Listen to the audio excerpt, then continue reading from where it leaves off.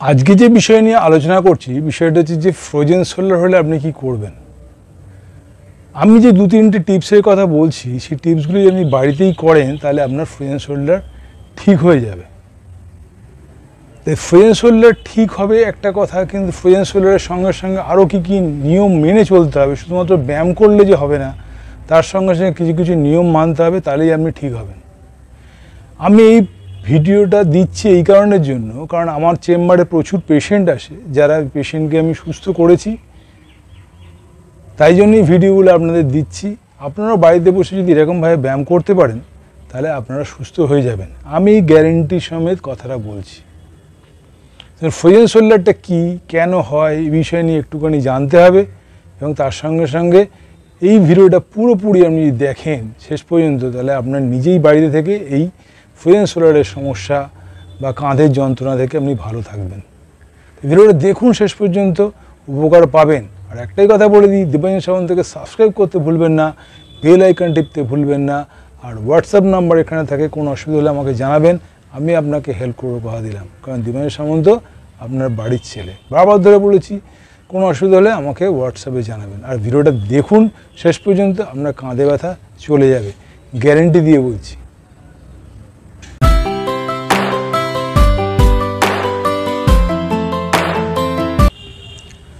আজকে যে বিষয় নিয়ে কথা বলছি সেটা হচ্ছে ফ্রোজেন শোল্ডার। আমি বাঁ হাতের উদাহরণ দিচ্ছি, কারণ বেশিরভাগ সেক্ষেত্রে পেশেন্টদের দেখছি যাদের ফ্রোজেন শোল্ডার টেন্ডেন্সি, সুগার থেকে একটা টেন্ডেন্সি হতে পারে, সার্ভাইকাল স্পন্ডিলাইটিস থেকে কিন্তু ফ্রোজেন শোল্ডার আসতে পারে, এবং তারপর তো ট্রমা হিস্ট্রি আছে, কোনো আঘাত থেকে ফ্রোজেন শোল্ডার সাধারণত হয়, সেটা আপনি লক করে রেখেছেন আঘাত পাওয়ার পরে, তার জন্য এটা হয়।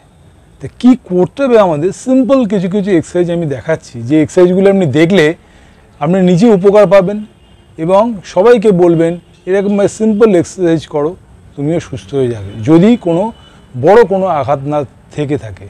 কারণ এখানে যে ডেল্টার মাসেলস আছে, যে ডেল্টার মাসেলসের পিছনে অ্যারাউন্ড দেওয়া আছে, স্ক্যাপুলা আছে পিছনে, আর এখানে যে হিউমেরাসের হেড আছে, ক্ল্যাভিকাল বোন আছে, এই যে অ্যারাউন্ডিংসের যে মাসেলসগুলো আছে, এগুলো কিছু যে ট্রমা থাকে, মানে কোনো আঘাত থেকে যদি হয়, তার চিকিৎসা কিন্তু টোটালি আলাদা।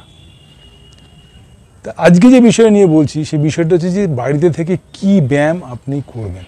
সিম্পল, আপনি বাড়িতে এরকম আছেন, তো কী করতে হবে আপনাকে। ধরুন মেনলি ঘটনাটা ঘটে কি, এই যে আমার একটা স্কেলিটন, এই যে হাতটা আছে, এটা আমাদের হাত, এটা আমাদের পুরো এই হাতের যে ছবি দেখছেন এটা পুরো হাত, আর হাতের মাথাটা ঠিক গোল একটা এরকম হাতুড়ির মতো জায়গা থাকে, হাতুড়ির মতো জায়গা, এটা গোল একটা মুঠির মতো থাকে।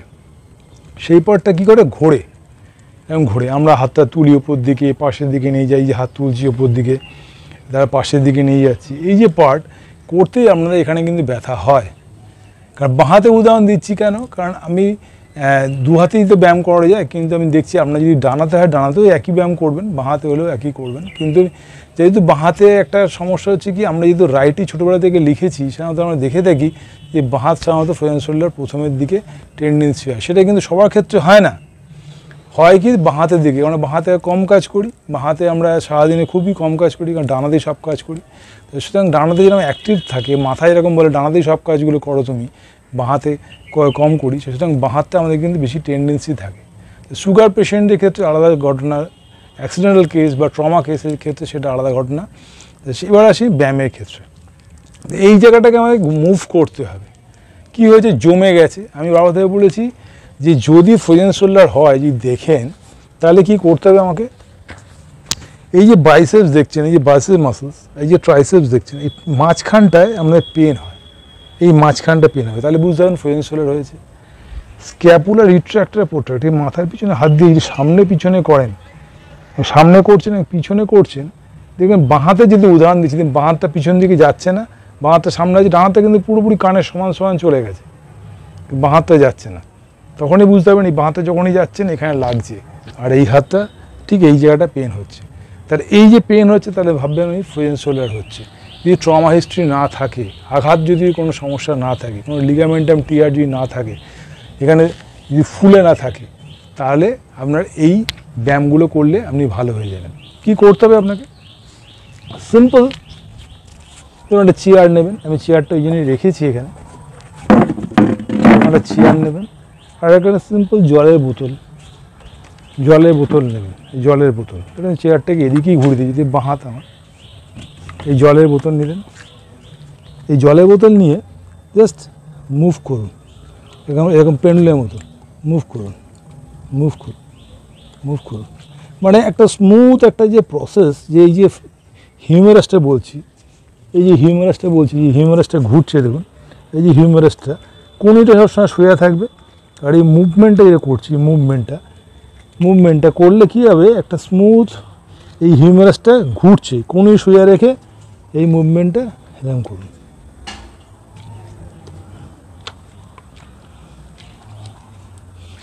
মুভমেন্টটা ইজি করুন, স্মুথ একটা তালে একটা ছন্দের মতো করে করতে থাকুন। 10 বার থেকে 20 বার করুন, আর উল্টো দিক করে করুন। স্মুথ মুভমেন্ট, আমার হাত পায়ে একটা তাল দেখুন, একটা তাল বা লয় চলছে দেখুন, স্মুথ মুভমেন্ট, হাত ও পায়ে মুভমেন্ট, এবং তার সঙ্গে সঙ্গে হাতের মুভমেন্টটাও দেখুন। যখন এটা করবেন দেখবেন এইখানে হিউমেরাসটা, এখানে একটা ফাঁক থাকে, এই ফাঁকটা স্প্রেড হবে। জলের বোতলটা কেন নিয়েছি, এটা যে একটু স্ট্রেচ হচ্ছে, এইখানটা টান পড়ছে, তার সঙ্গে সঙ্গে এইখানে টান পড়ার সঙ্গে সঙ্গে এটাকে আমি ঘোরাচ্ছি, এরকমভাবে আমি ঘোরাচ্ছি যাতে এইটা স্মুথ মুভমেন্ট করে, এইটা স্মুথ মুভমেন্ট করে। এটা একটা দেখালাম, যেটা পেন্ডুলামের মতো দেখালাম, এটা ঘোরা, এটা স্মুথ মুভমেন্ট। এবারে করবো কি, সামনে পিছনে করবো। দেখুন আমি কী করছি,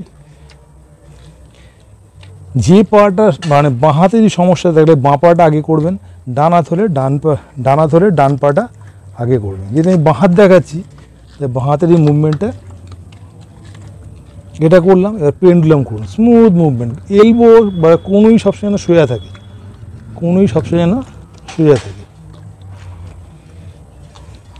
এটা যখন স্মুথ মুভমেন্ট করবেন, দেখুন সামনে পিছনে মুভ করছে। দেখুন যত ভালো করে এমনি মুভ করবেন, দেখুন হাত আস্তে আস্তে করে এই মাথার ওপরে উঠে যাচ্ছে, দেখুন মাথার ওপরে উঠে যাচ্ছে, পিছন দিকে যাচ্ছে, যেটা আপনার যাচ্ছিল না সেটা দেখুন সুন্দরভাবে মুভ করছে, স্মুথ মুভ করছে। দেখুন করলো, এটা 10 থেকে 20 বার করলেন। এবার রোটেশন করুন, ল্যাটারাল মুভমেন্ট করুন পাশের দিকে। এটা lateral movement, medial movement, lateral and medial, lateral and medial, lateral and medial. Smooth একদম ছন্দে করার চেষ্টা করুন। দেখুন আস্তে আস্তে এইখানে দেখুন স্ট্রেচ হচ্ছে, আপনার স্ট্রেচ হলে দেখুন এটা খুলে যাবে এবং হাতের মুভমেন্টটা হিসেবে। তাহলে আমি আবার ছোট্ট করে দেখিয়ে দিই, এইটা একটা এক্সারসাইজ 1 নম্বর, এটা 2 নম্বর,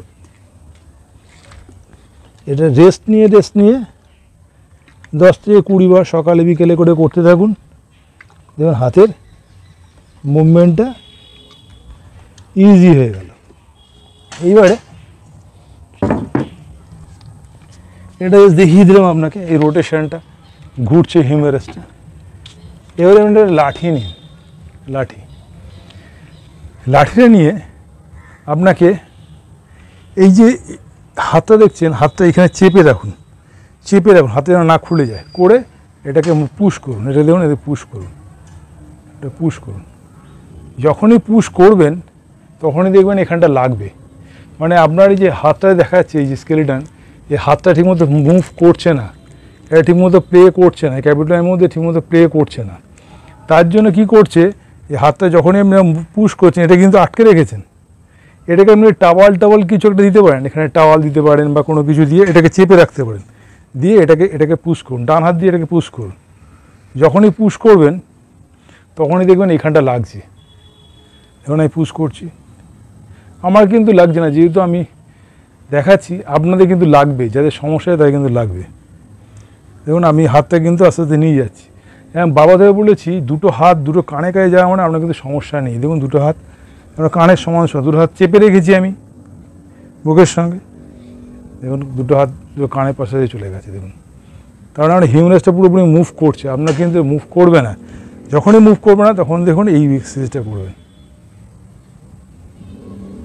এই হিউমেরাসটা দিয়ে আমি মুভ করা, এইটাকে দিয়ে ডান হাত দিয়ে পুশ করছি, এই ডান হাত দিয়ে আমি এটাকে পুশ করছি, হাতটা কনুইটা দিয়ে এখানে চেপে রেখেছি, এখানে টাওয়ালও দিতে পারেন আপনি, এখানে চেপে রেখে এই মুভ করছি। দেখুন এই মুভ করাটা সেরকমভাবেই টাওয়াল দিয়ে এটাকে মুভ করতে পারেন।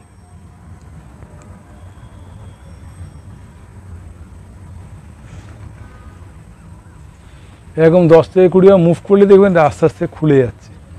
এই মুভমেন্টটা, এই রোটেশনটা আস্তে আস্তে করে হচ্ছে। এবার থার্ড একটা হচ্ছে এইটাকে মুভ করুন, এটা ল্যাটারাল মুভমেন্ট, ল্যাটারাল মুভমেন্ট।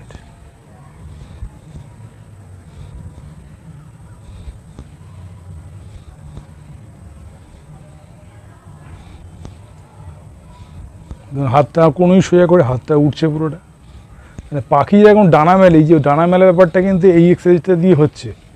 আমি তুলছি দেখুন, এই দেখুন,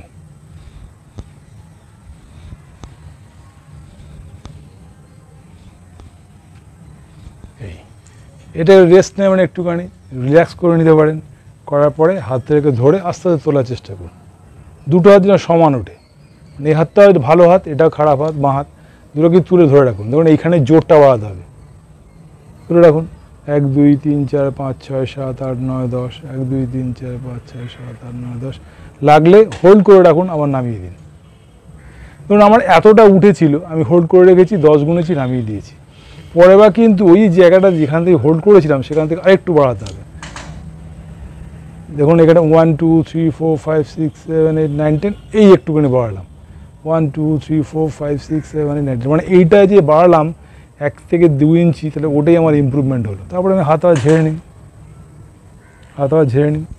আবার দেখুন যেখান দিয়ে শুরু করেছিলাম তুললাম, 1 2 3 4 5 6 7 8 9 10, আর একটু 1 2 3 4 5 6 7 8 9 10। এই যে হোল্ড করলেন, তাহলে আমরা ক্যাপাসিটিটা বাড়লো, এইখানে জোরটা বাড়লো। তো এই সিম্পল এক্সারসাইজগুলো আপনি করুন। তার সঙ্গে সঙ্গে এই যে মুভমেন্টগুলো বলেছি, এই যে সিম্পল মুভমেন্ট, ঘর মোছা যেটা বলেছি মহিলাদের, একটু একটু হাত দিয়ে একটু ঘর মোছার চেষ্টা করুন। এই মুভমেন্টগুলো ঘর মোছার চেষ্টা করুন, তাহলে কী হবে, এই রোটেটর কাফটা পুরোপুরি মুভ করবে। এই যে দেখাচ্ছি স্কেলেটনটা, এই রোটেটর কাফটা পুরোপুরি মুভ করবে। আর একটা কাজ করবেন, এরকম বসে, যদি হাঁটুর সমস্যা না থাকে, বসে হাতটাকে সোজা করে স্ট্রেচ করুন, বুড়ো আঙুলটাকে সোজা করে রেখে স্ট্রেচ করুন, স্ট্রেচ করুন।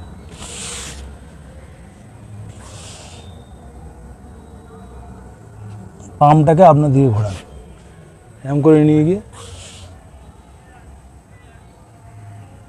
আমি কি করছি কি, দুটো হাতে সোজা করে নিয়ে গিয়ে ঘোরাচ্ছি, ঘোরালে এইখানটা প্রেশারে পড়ছে, রোটেটরটা আস্তে আস্তে ঘুরছে। আমি নিয়ে গিয়ে সোজা করে নিলাম, রোটেটরটা কাত করলাম, হাতটাকে নিয়ে গেলাম, এটা নিয়ে গিয়ে এই কাত করছি, আবার নিয়ে এসে রেস্ট করলাম, আবার নিয়ে গেলাম, কাত করছি। হোল্ড করে 5 থেকে 10 সেকেন্ড করলেই দেখবেন আপনার এইখানটা, এই ল্যাটিস মাসেলসটা স্ট্রেচ হচ্ছে। মেনলি সমস্যা হয় যে স্ক্যাপুলার এই জায়গাটা প্রবলেম করে, তার জন্যই যত সমস্যার মূল। তার জন্য দুটো শোল্ডারকে উপরে তুলে রাখুন, সামনের দিকে নিয়ে যাবেন না, জাস্ট সোজা হয়ে বসে দুটো শোল্ডারকে উপরে তুলে রাখুন। হোল্ড 1 2 3 4 5 6 7 8 9 10, নামিয়ে দিন। 1 2 3 4 5 6 7 8 9 10, নামিয়ে দিন। 1 2 3 4 5 6 7 8 9 10, নামিয়ে দিন। তো এই সিম্পল এক্সারসাইজগুলো আপনি বাড়িতে করুন। তারপরে বরফ দেবেন। ব্যায়াম করার পরেই কিন্তু আইস কম্প্রেস 5 থেকে 6 মিনিট করে দেবেন, ঘন্টায় ঘন্টায় দিতে পারেন বরফ পেন হলে। আর এই দিকে চাপ দিয়ে শোবেন না, বাঁ দিকে চাপ দিয়ে শোবেন না, চিত হয়ে শোবেন, মাথায় বালিশ দিতে পারেন, এদিকেও একটা বালিশ দেবেন যাতে এদিকে না প্রেশার দিয়ে শুতে হয়।